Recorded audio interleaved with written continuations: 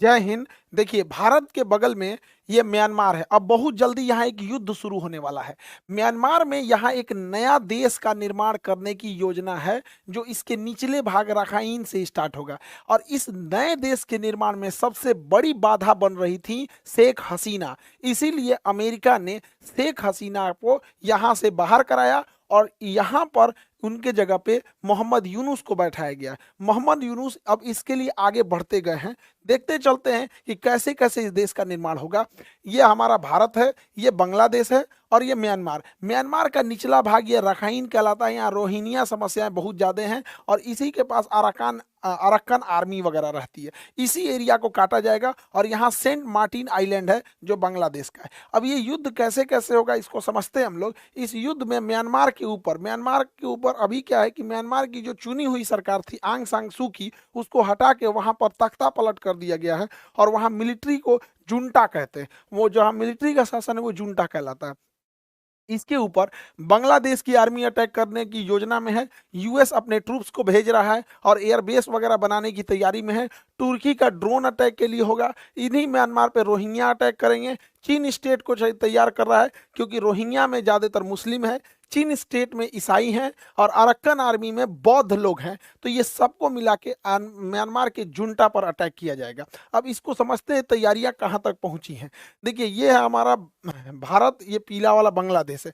बांग्लादेश के इस काक्स बाजार में तो तुर्की के ड्रोन का बेस तैयार किया जा रहा है। तुर्की का जो ड्रोन है तो वो ड्रोन यहाँ पे तैनात किए जाएंगे जिससे कि वो म्यांमार पर हमला कर सके और ये ड्रोन की तैयारी पूरी तरह से कर ली गई है। इसी के पास बांग्लादेश में यहाँ एक जगह है सिलखाली। यहाँ सिलखाली के पास यहाँ पर आर्टिलरी की पूरी यूनिट तैयार की जा रही है और यहाँ आर्टिलरी और एटीजीएम को लगाया जा रहा है ताकि यहाँ से अटैक करने में और अगर म्यांमार की आर्मी रिटेलिएट करती है तो उसको काउंटर करने के लिए यहाँ एक हैवी आर्टिलरी डंप और आर्टिलरी सेंटर को अमेरिका खोल रहा है यहाँ पे। इसी के पास अगर हम देखेंगे तो म्यांमार और ये बांग्लादेश के पास एक नदी बहती है, नाफ टिकनाफ नदी, और वही नदी जो है बॉर्डर बनाती है। तो इस नाफ टिकनाफ के पास अमेरिका ने अपना सप्लाई डिपो, अपना लॉजिस्टिक डिपो बना दिया है और इतना बड़ा है वो 11,000 हेक्टेयर से बड़ा है। यहाँ अमेरिका की पूरी फौज रहेगी, सप्लाई लाइन रहेगी और यहीं से वो म्यांमार के अलग अलग एरिया में भेजेगा। और वैसे भी म्यांमार की जो आर्मी है वो ऊपर की ओर सिमट चुकी है। इधर म्यांमार की आर्मी का वर्चस्व कम है ताकि यहाँ से चाइना, ये चाइना है, चाइना यहाँ पे चाइना इकोनॉमिक कॉरिडोर बना रहा है, चाइना म्यांमार इकोनॉमिक कॉरिडोर, और यहाँ पर उसका सितवे बंदरगाह और वगैरह यहाँ पे म्यांमार के इन बंदरगाहों पे चाइना का वर्चस्व है। इसी को कम करने के लिए उधर से अमेरिका आगे बढ़ रहा है। अमेरिका के इस चाल में उसकी मदद करेगी खुद बांग्लादेश की आर्मी। यही कारण है कि बांग्लादेश जो है वो देखेंगे तो चाइना को और रसिया को समझाने में लगा हुआ है। एक और बांग्लादेश के प्रधानमंत्री चाइना जाते हैं और दूसरी ओर बांग्लादेश के जो सेना प्रमुख हैं वो रसिया जाते हैं ताकि उन लोग को चीज़ों को संभाल सके वो लोग। और बांग्लादेश की 3 डिवीजन रेडी है इस युद्ध में लड़ने के लिए, 10 डिवीजन, 17 डिवीजन और 24 डिवीजन, जो अटैक कर देगी यहाँ पे। और मोहम्मद यूनुस को इसीलिए भेजा गया है अमेरिका के काम को पूरा करने के लिए और यहाँ पर एक क्रिश्चियन मेजोरिटी का देश बनाने के लिए इन लोग को यहाँ पर भेजा गया है। और यहाँ पर जो स्वयं म्यांमार के अंदर, क्योंकि म्यांमार में तख्ता पलट है, म्यांमार की सरकार जो चुनी हुई सरकार थी आंग सांग सू की वो जेल के अंदर है। सेना जो जुंटा कहते हैं उसके पास बहुत कम हिस्सा बचा हुआ है। लगभग 30-40% एरिया सेना कंट्रोल कर रही है, बाकी ज्यादातर एरिया उनके हाथ से निकल चुका है। अब इसमें क्या है, रोहिंग्या अटैक करने वाले हैं और चीन स्टेट जो रोहिंग्या मुस्लिम है, अरक्कन में ज्यादातर बौद्ध हैं और चीन स्टेट में ईसाई हैं। ये तीनों मिलकर जुंटा को पीछे ढकेल देंगे। जुंटा का मतलब हो गया कि जो म्यांमार की आर्मी है। अब जब जुंटा पीछे हटेगी तो ये चाइना से, जो चाइना और म्यांमार इकोनॉमिक कॉरिडोर हो रहा है, इसके पे बहुत बड़ी बाधा आएगी और इसको अलग करके ये लोग एक देश बनाने की योजना में है। जमीनी स्तर पर इसकी हकीकत भी देखने को मिलने लगी है। अमेरिकी रक्षा मंत्रालय, अमेरिकी जो विदेश मंत्रालय के जो दक्षिण एशिया के प्रमुख थे वो लोग यहाँ आकर डिस्कस करने लगे हैं बांग्लादेश में। और बांग्लादेश की जो मिलिट्री कंटोनमेंट है, जो छावनी है, वहाँ पर अमेरिकी खुफिया विभाग और अमेरिकी सचिवालय से आवागमन बढ़ गया है। और खुद म्यांमार के जो जुंटा है, जो सेना प्रमुख है, उन्होंने एक्सेप्ट किया है कि हम 1,80,000 रोहिंग्यों को वापस लेंगे, 1,80,000 रोहिंग्यों को वापस लेंगे। बढ़िया बढ़िया है भाई, भारत को भी इसी लगले यहाँ से जो रोहिंग्या बांग्लादेशी आए हैं कि उन लोगों को भी भेज देना चाहिए। जाओ भाई, जहाँ से आए हो, भारत में क्या लिए आए हो, यहाँ अपने 150 करोड़ लोग रह रहे हैं, हमारे यहाँ अपने जनसंख्या की समस्या है। भारत को इससे बेहतर मौका नहीं मिलेगा, क्योंकि भारत के अंदर अभी जो बांग्लादेशी और रोहिंग्यों की समस्या है, क्योंकि हम लेके कहाँ जाएंगे? अगर हम उसे डिपोर्ट कर देंगे तो कहाँ पे करेंगे? कोई देश जल्दी एक्सेप्ट नहीं करेगा और जेल में रखा जाएगा। अगर 2-3 लाख आदमी को जेल में रखा जाए, अगर जेल में एक टाइम का खाना का जो 50 रुपया भी खर्चा जोड़ा जाए, 2 टाइम मिला के 100 रुपया, तो सोचिए एक दिन में 2 लाख लोग के लिए 100-100 रुपया खर्चा हो जाए, तो यहाँ टैक्स पेयर का पैसा किसी को बैठे बैठे खाना खिलाने में चला जाएगा। तो डिटेंशन सेंटर कहीं से प्रॉफिटेबिलिटी नहीं होता है। अमेरिका कैसे डिपोर्ट कर करके भेजने लगा, वैसे मोदी जी को भी यहाँ भेजना चाहिए। और यही टाइम है कि हमें अपने सिलीगुड़ी का ये जो एरिया है और त्रिपुरा को एरिया में, जब वो इस एरिया में बिजी रहे, तो हम लोग को भी यही समय है ताकि अपने और युद्ध करके और अपना एक्सपेंशन किया जा सके। भारत का ध्यान भटकाने के लिए कि भारत कहीं अपने लिए कोई मतलब आगे का काम न करने लगे, एक्सपेंशन न करे, मोहम्मद यूनुस चले जाते हैं चाइना में, और चाइना में जाके चाइना को उकसाते हैं भारत के एंटी में, और कहते हैं कि बांग्लादेश के एकदम ऊपरी भाग में यहाँ लाल मुनीर हाट एक जगह है, वहां पर एक बंद पुराना अंग्रेजों के जमाने का एयरफोर्स स्टेशन है। तो लाल मुनीर हाट स्टेशन को दोबारा चालू करने के लिए ये चाइना से कहते हैं, ताकि भारत का ध्यान भटकाया जा सके।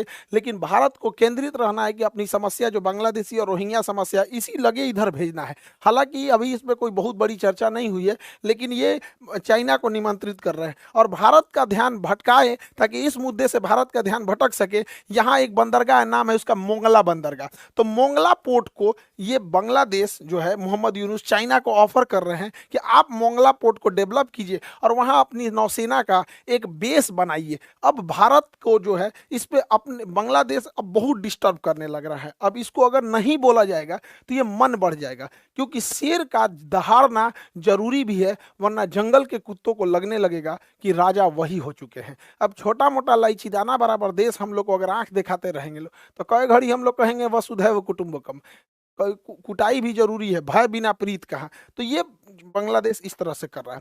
भारत को डाइवर्ट करने के लिए और एक अच्छा मौका गंवाने के लिए पाकिस्तान भी कहीं कम बाधा नहीं लगा रहा है।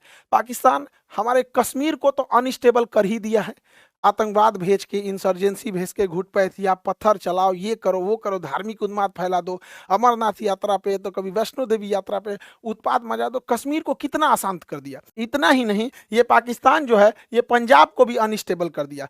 पाकिस्तान ने ड्रोन के मदद से तथा स्मगलिंग के मदद से इतना ज्यादा अफीम, गांजा और जितने भी मादक पदार्थ थे उसको यहाँ सप्लाई करने लगा। क्योंकि अफीम का जो उत्पादन होता है वो पाकिस्तान, अफगानिस्तान, ईरान, इन तीनों देशों जो एक पास होते हैं, जिसे गोल्डन क्रेसेट कहते हैं, 3 देश पाकिस्तान, अफगानिस्तान और ईरान, यहाँ से इन्हें इजीली मिल जाता है। इस बहाने इन्हें पैसे भी मिल जाते हैं और एक बड़ा राज्य को चौपट कर देते हैं। आज पंजाब की एक बड़ी समस्या हो गई है, वहां अब शराब और गुटखा से ऊपर लेवल हो गया है। अब वहां इंजेक्शन लेके ऐसे मारो, नशा में एकदम पड़े रहो। ये पंजाब के भविष्य के लिए चिंता की बात है, और ये हमारा इंटरनल वजह से नहीं हो रहा है, ये एक्सटर्नल पाकिस्तान की चाल है, नहीं बुझा रहा है। तो पाकिस्तान इन 2 चीजों में तो सक्सेस हो गया है। अब पाकिस्तान की अगली चाल है कि उसने कश्मीर और पंजाब को अनस्टेबल करके अपनी आईएसआई के थ्रू, अपने खुफिया जो स्लीपर सेल हैं और अपने ये जो मोहम्मद यूनुस से मिलकर, आप गौर कीजिएगा तो वक्त विधेयक जैसे आया तो भारत को डाइवर्ट करने के लिए और मौका का फायदा उठाने के लिए इस एरिया में हिंसा बढ़ गए, जो खास करके जो बांग्लादेश से सट के एरिया है, और हमारा बंगाल जल गया यहाँ पर। ये किसकी चाल है? ये इंटरनल। देखिए, देश में जब कोई इंटरनल समस्या हो और उस समस्या को हम लोग को तो संजीदगी से लेना चाहिए, लेकिन जब अगर कोई विदेशी की वजह से इतनी बड़ी घटना हो तो सारे एजेंसीज को इसमें सतर्क रहने की जरूरत है। इन लोग की चाल है इस चीज को, इस एरिया को अनस्टेबल करने के लिए। और हम लोग क्या कर रहे हैं? अब देखिए, ये एरिया अनस्टेबल हो रहा है। जो लोग मणिपुर के बारे में बड़ी बोल रहे थे, मणिपुर जल रहा है, मणिपुर ये हो रहा है, अभी बांग्लादेश के मैटर पे, पश्चिम बंगाल के मैटर पे तो चुप है। और जिनको पश्चिम बंगाल की बड़ी चिंता थी, वो तो अभी देखिए मणिपुर अभी भी जल रहा है।